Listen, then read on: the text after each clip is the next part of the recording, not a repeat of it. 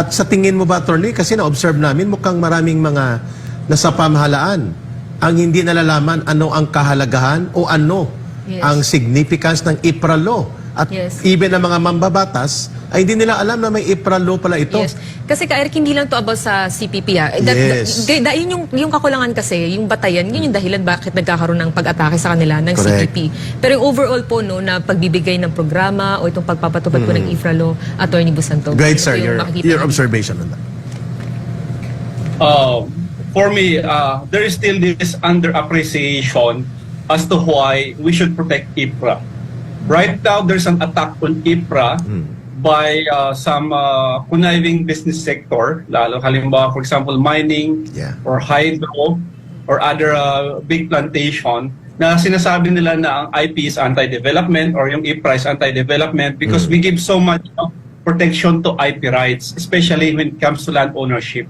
Kasi back then, pwede mong kunin lang yan di ba? Pasukin mo, takutin mo, lagyan mo ng private army, pwede mong gamitin yung mga thousands of hectares of the IP land. Di ba? So, that's actually one of the center point ng struggle ng IPs Kaya halimbawa, kahit man sa Cordillera, kahit man sa ibang part ng Pilipinas, ang issue dyan is, bakit hindi kami mabigyan ng tenurial instrument like a certificate of title to show to the government, to the public that that land belongs to us. Ngayon, yung ginagawa ng government, for example, kukunin ko yan, tapos hati-hatiin ko yan, tapos ibigay ko sa inyo. You don't have the right to do that because you cannot give what you do not own. That is owned by the IPs. Bakit nyo hati-hatiin yan at ibigay din sa amin kung sarili namin upa? For the longest time, the battle cry was, why are these squatters on our own land? So the response to that should be IPRA, and IPRA will facilitate the issuance and recognition of title to these IP communities. The problem right now is that there's an attack on that concept. Sinasabi nila na, bakit may IPRA law? Bakit may ancestral land? Bakit hindi natin pwedeng tanggalin na yan para makapasok yung mga businesses natin? And that is the reality. So if the government really cares about IP communities, central to that is to finish the land delineation in the country by giving sufficient fund in materials, in resources to NCIP to finish the land delineation. Pag natapos men, I'm sure you 50% ng problema ng mga IPs baka masosolve na. Hindi lang lip service, attorney, no? So, malaki yung bagay ang pinuntom, attorney.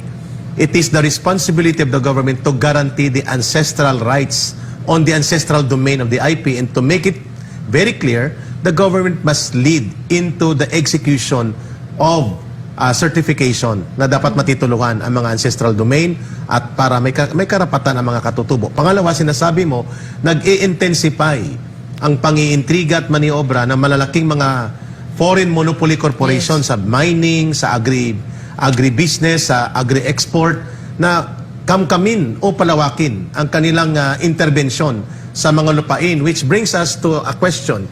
Ito precisely, Ma'am Lorraine, Miss Ina Bader Franco, mga kababayan, para magprangkahan tayo. Ang DMCI ay may issue sa napakalawak na area covering more than 40,000 hectares ng lupain na mga tibuli, ng mga manubo at mga tiduray na umaabot sa mga 3 rehiyon at mga 8 bayan dahil sa issue ng pagpasok ng kanilang investment na in-extend up to 50 years. Exactly the way dinidescribe ngayon yan ni Atty. Bosantog, kaya naging pugad ng mga NPA ang lugar na ito sa Cotabato, sa Far South, and even sa boundary ng Southern Mindanao and North, and even sa Far South Mindanao. Atty. Bosantog, gaano kahalaga ang IPRA law at ang tinatawag na social justice mission ng IPRA law para mapigilan? Hindi natin sinasabi na hindi pwedeng magnegosyo ang DMCI na mga konsonhe. Pero questionable talaga kung bakit hindi makapasok ang mga katutubong pamayanan at mga tribo sa lupang ninuno nila na wala pang DMCI dyan ay hunting ground nila mga lugar na ito. And yet until now hindi na-resolve. And we're talking about 40,000 hectares. Atty. Bosantog. Yes, I have a little background on the issue. No, probably I should not be talking about this because I'm a part of the team ng doon sa tumutulong sa mga IPs natin. But that is the reality, no? Back then, nung wala pang IPRA, i-declare yung mga area na na mga forest land that's belonging to the government, magbibigay ng permit ang government sa mga private corporations para i-take over nila yung thousands of hectares of areas. Ngayon, nag-i-expire na yung mga permits na yan. Kasi those permits, mga 25 years, mga ganyan-ganyan. Once na nag-expire yan, yung gagawin mo pag na-recognize na IP land yan, pupunta ka sa mga IPs, kausapin mo sila, if you want to continue your business, dadaan ka sa tinatawag na free prior informed consent para payagan ka nila at kung halimbawa may ano man dyan, may resource at may kita, bibigyan mo ng royalty ang mga IPs, no?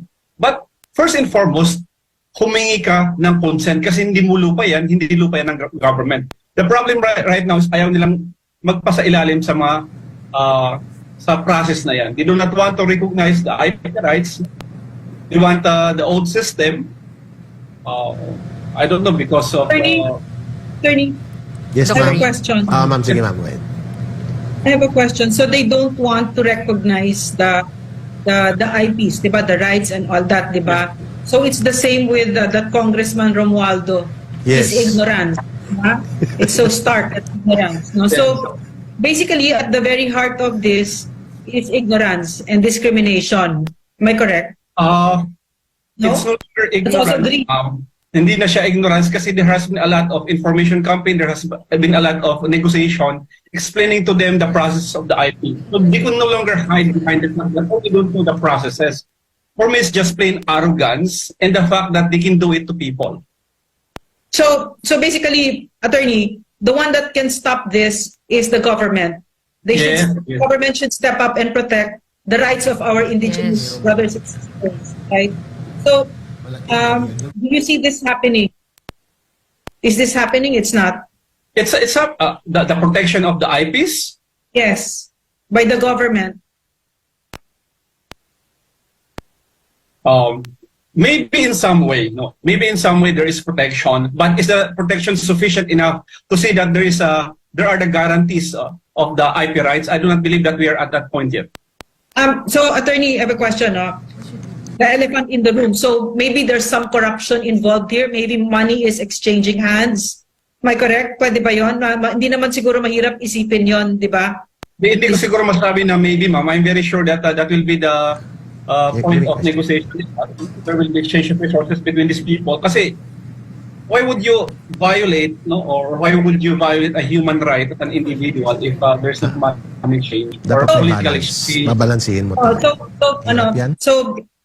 Attorney, can you let our viewers understand the value of our indigenous culture, indigenous brothers and sisters? What role do they play in the environment in our country? Kasi for me, the indigenous peoples, brothers and sisters, are the bearers of the Filipino soul.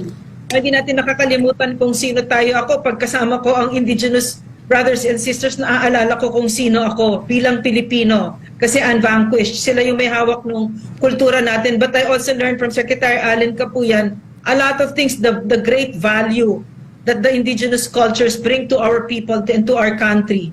Now that maybe itong mga taong mukhang pera, they don't understand because it's always about money for them. But could you please tell the Filipino people why they should rally behind our indigenous brothers and sisters? Yes, go ahead po, Atty. Bosantog. Unang-una po, because you rally behind one of the kindest people, 20 million people in the country. Yes. I think there's no more reason to extrapolate as to why they should be left behind. Diba? Kung if this government is created for the people in order to equalize resources, then at the bottom pit of that inequality are the IPs. So for me, it's just a matter of government responsibility in just being a good person to recognize the need to rally behind the IPs. Second, who protected the natural resources of this country for so long? Correct. Lahat ng gusto niyong puntahan, no? Lahat ng magagandang gusto niyong puntahan has been the domain of the IPs, no? Paano ka magpasalamat? How can you say thank you? No? At hindi naging basura ang Boracay before it was taken over by corporations. Tama. Paano ka magpasalamat at hindi naging basura ang El Nido Coron, mga ganyan? It's because of the strong affinity of the IPs to the land and how they want to preserve and protect their environment. The strongest law of this land is still the cultures and traditions of the indigenous peoples. Second, third, no? They are the bearers of our culture. Halimbawa, may puntang foreign dignitaries, may mga sasayaw-sayaw sa harap nila. It's just not because of the dance. What you are saying is kinukwento mo ang kwento, ang history ng ating nation through the dances and songs and chants of the indigenous peoples, because by their history you can see the history of our nation. So for me, you look at the colors, no, you look at the culture bears ng ating Pilipinas. For example, punta ka kay Apuang at magpatato ka, it's not just a simple tattoo, it's a tattoo that reflects people, it reflects our country, it reflects our pride, no, Correct. as a nation. So for me, why should you not rally behind people like those? Correct.